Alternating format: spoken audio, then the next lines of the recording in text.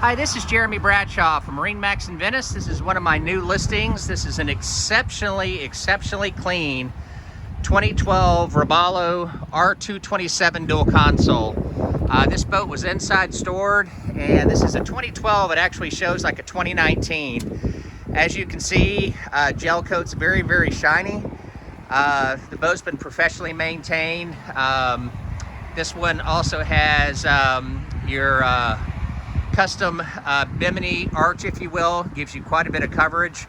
Real pretty two-tone gel right here. Yamaha 254 stroke, and as you can see, the Yamaha is very shiny because the boat was stored inside.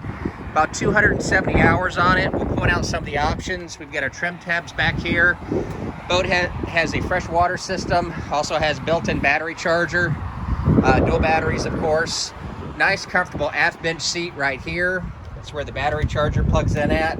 On our starboard side, we have a recirculating bait well. Very comfortable captain's chair right here. VHF radio, trim tabs, Ray Marine, Clarion stereo. Very high sides too, so you know, if you have small children or whatever, you've got high sides all the way around for safety. Underneath this port seat right here, tremendous amount of storage. This one also has a fully enclosed head.